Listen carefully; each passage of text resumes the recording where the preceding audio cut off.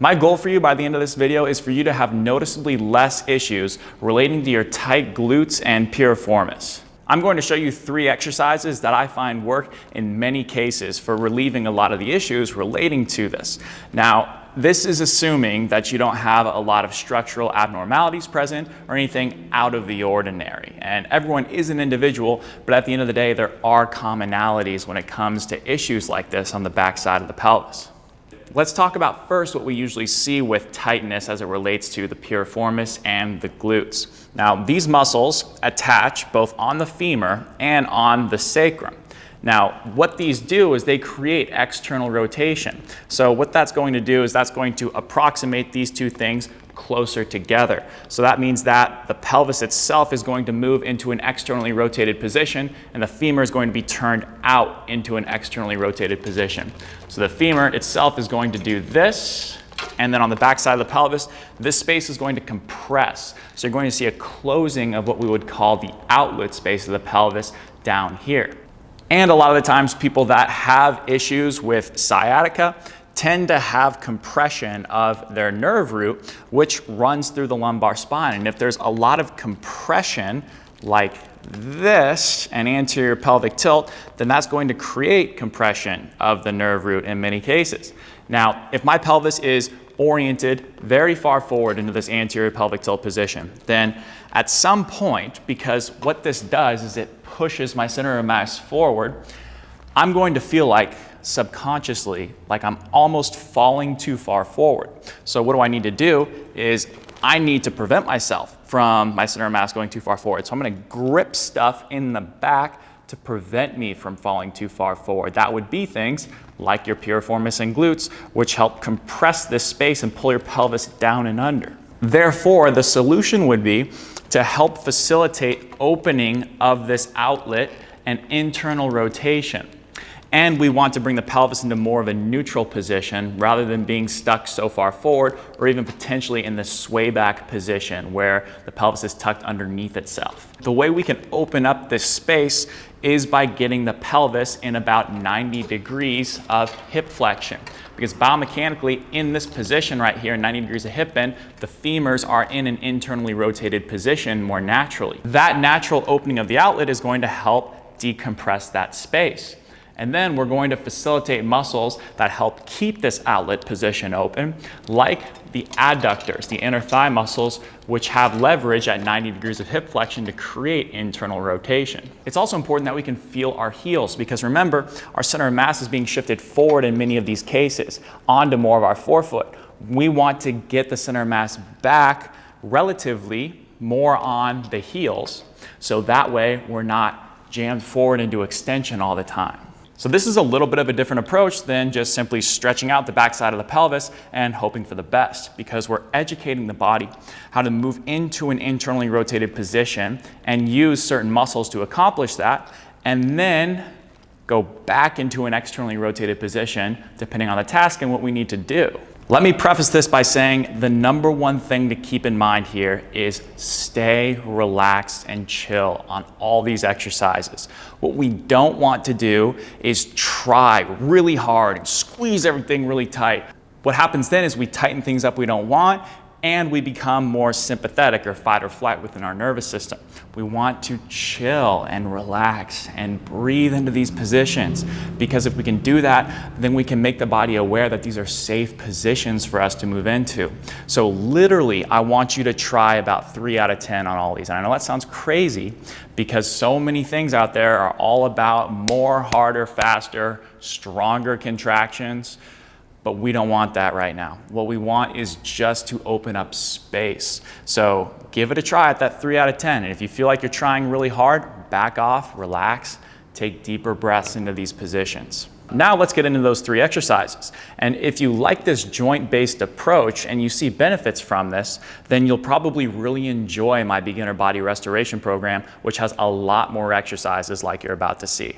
For this first one, you want to get on your side in a 90-90 position, meaning that you have a 90-degree bend at both your hips and your knees. And you want to get a ball, and you want to place it in between your thighs, and then square everything up so that your feet are perfectly straight ahead, and in line with both your knees and your hips. So it's not way up here, it's not too far down here. It's nice and squared up, just like that, okay?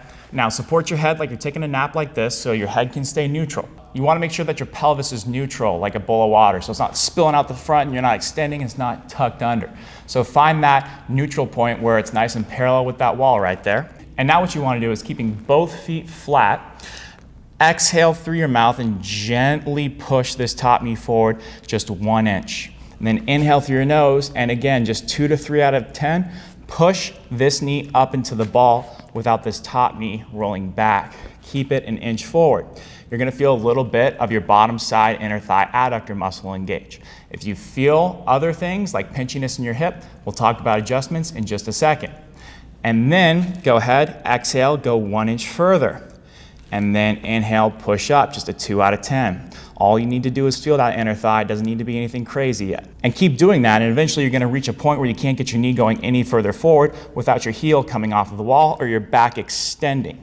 So just go to your end range, even if it's just 1 inch, and just keep going through that. Over time, you'll get more and more space. Never get to the point where your back starts to move. If you have, you've gone too far.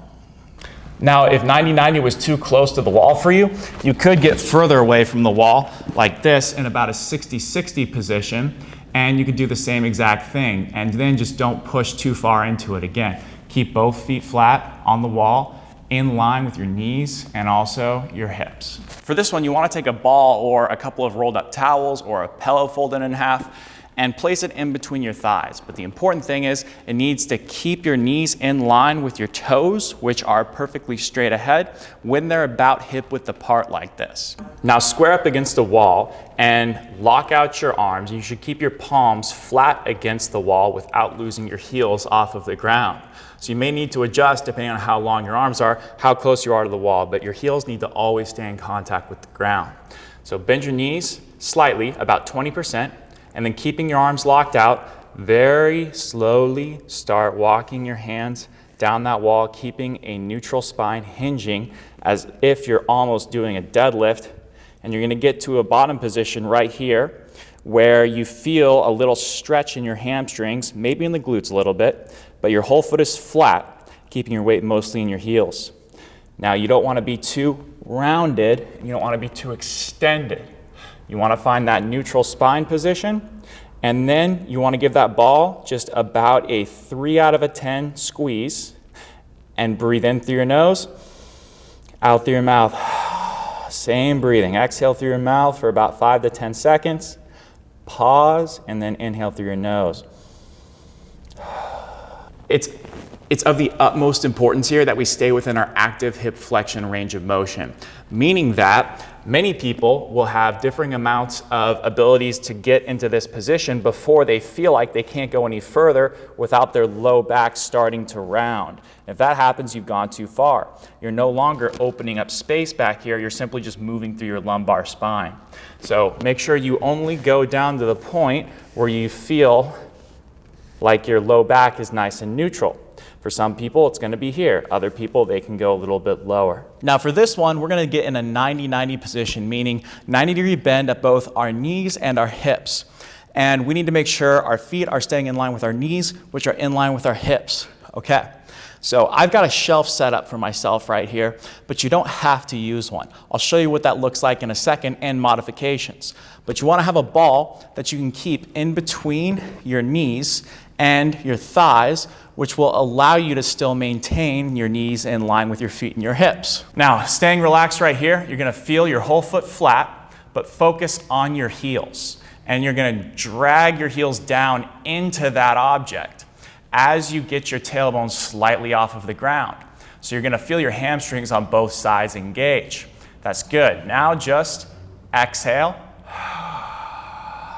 and give that ball just a 3 out of 10 squeeze. That's all you want to feel.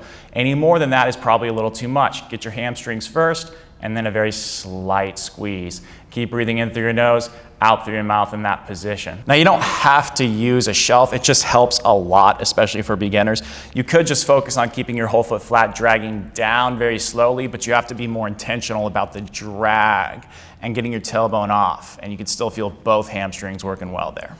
As a last resort, you could just use a bench where you can get around 90-90 and dig down doing the same thing.